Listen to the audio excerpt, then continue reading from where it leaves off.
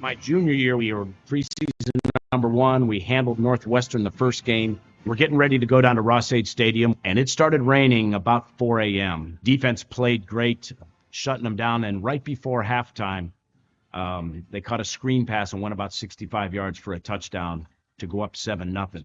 Finally, the fourth quarter, with about 7 minutes to go, we put a drive together. I think we started our own 20 and just hammer it down. Again, we're running the ball. We're throwing some quick stuff. We call the snap. I never see the ball. I look down, the ball's rolling on the ground in the mud between my legs. It just, the center never got off the ground out of his hand. We had confidence the defense could get him 3 and out, back him up. So we hold him on third down. All of a sudden, they bobble the snap.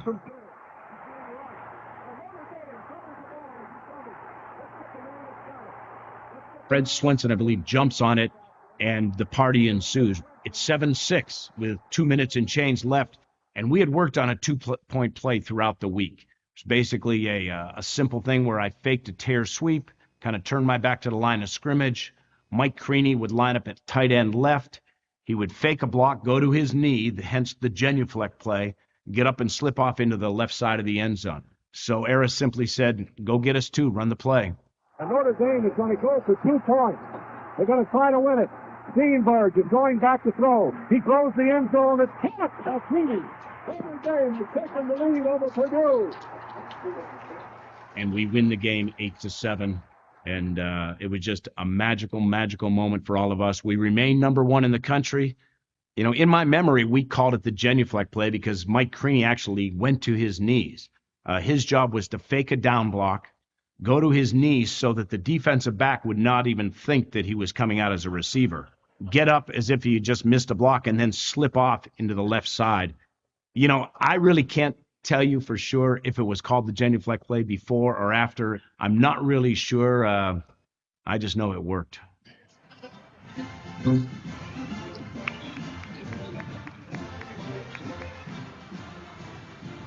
How awesome was that? That is fantastic. So Pat Steenberge, of course, after serving as the backup quarterback to Joe Theismann, Pat was named the starting QB in 1971, and he won his 2 starts, a 50-7 just demolishing over Northwestern, and then of course the 8-7 comeback victory over Purdue. We just saw that before a leg injury would sideline him. He has the honor to say that he is undefeated as a Notre Dame quarterback. 2-0, baby.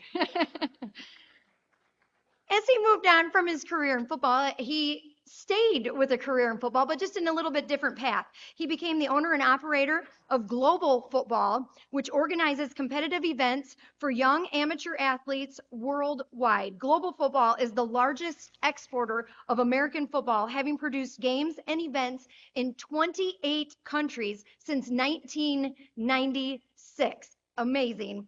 Truly an ambassador for American football around the world. We bring up Pat now to speak.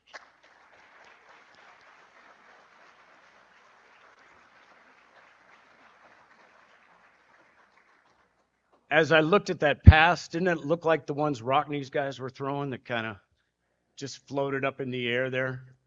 And Mike Creaney's here. Creans, where are you? There you go. Thanks for catching that ball. Otherwise,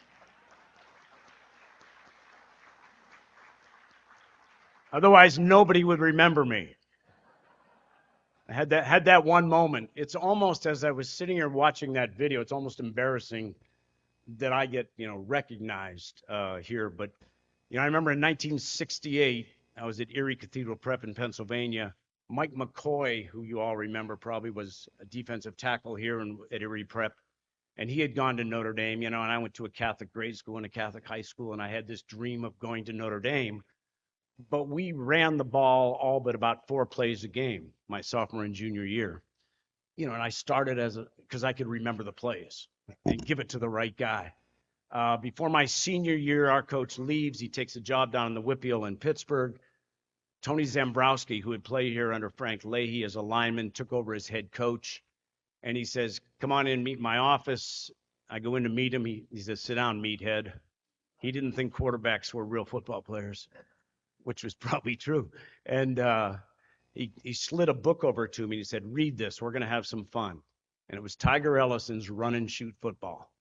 And all of a sudden, we went from throwing the ball 3 times a game to throwing the ball 35, 40 times a game. So I was able to get recruited and ended up coming here. And I knew as a freshman, freshmen weren't eligible then.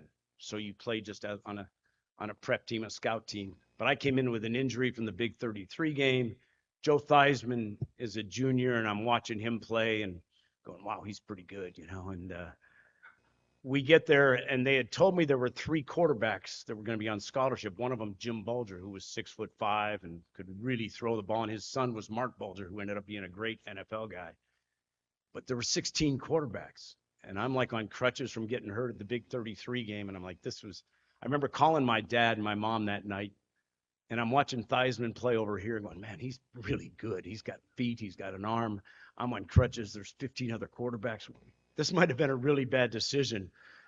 And my mom's in the back going, I told you Princeton would have been the place to go, She wanted me to go Ivy League, And my dad gave me the fatherly advice of like, son, you had decision. Woody wanted you. Jopa wanted you. You made your decision. Get healed and get in there. So went on, worked my way up to being the number 2 guy that spring. And I'm playing behind Joe, right?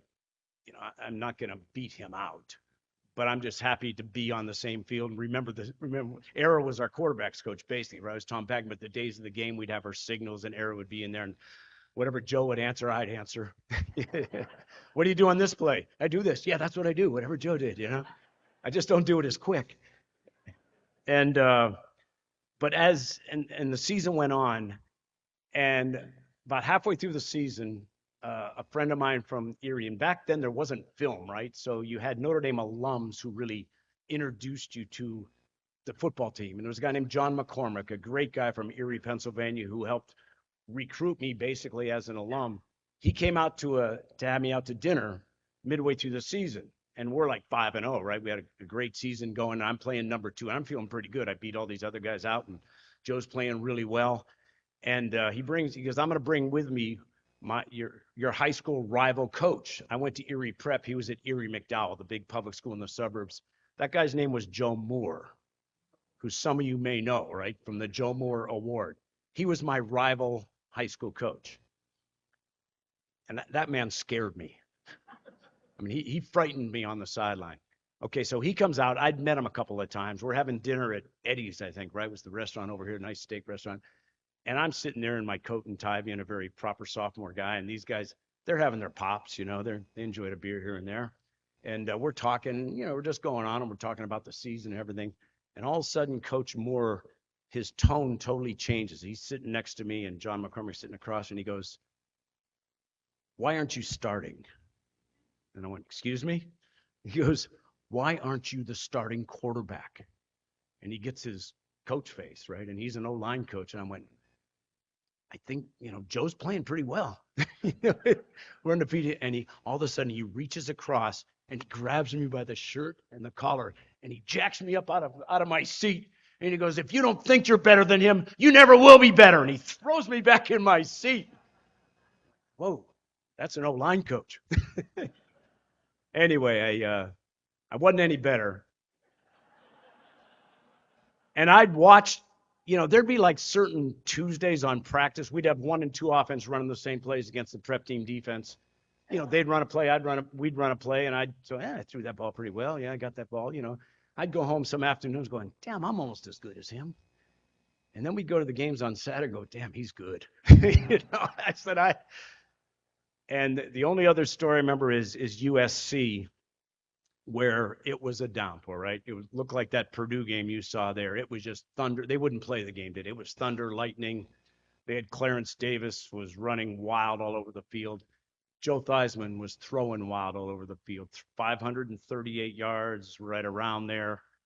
I mean, that's crazy, right? Throwing for over 500 yards in the Coliseums against USC. We're both undefeated. And I remember, and that dang white horse kept running up and down. Every time Clarence Davis would be there, comes that cloppity clop, and the mud would fly, They had no respect. And I remember, like, in the fourth quarter, it was still right. It was a battle going back and forth. and we called timeout or something, and Joe kind of came over and he was holding something, and when you're the backup guy, you support your teammate, right? But you also kind of want to play. Like, oh, is Joe hurt a little bit? But at that point, I was like, Joe, you've got to stay in. I'm really cold and wet. I don't think I can handle it right now. Fortunately, he went on, had a great game, and the rest of his career was history. The rest of mine, I had one play, but now, yeah, as he mentioned, and thank you for mentioning that, I've been very blessed to find a way to stay in football. 20 years after I got done playing here, I created this global football idea with it. Really, it's an educational way for high school kids and small college kids to travel overseas with their team, do educational trips, and play football against a foreign team, usually, or against other high school teams. Now, the games in Ireland, when Notre Dame went there 2 years ago, I took 6 high school teams. We played on Friday. And this past year, now that it's an annual game that John Anthony does, I take 6 high schools every year and we play alongside. It'll be Iowa State, Kansas State this year. So if you know high schools who want to travel and play and have the experience of their lifetime, that's awesome. People say, what was your best ever event? In 2011, I took Drake University out of Iowa, and we played against a Mexican all-star team of their universities, and it was the first American football game ever on the continent of Africa. And it was just an amazing 16 days, 3 days of service work in orphanages, in schools. We got to do a photo safari, and the cool part was we got to climb Mount Kilimanjaro at 19,321. And I'm ready to go again as soon as somebody's ready to join me. Joe, it was awesome to play behind you, to be around you. And like, I never get invited here if you're not here tonight. So thanks for having me. Joe Theismann.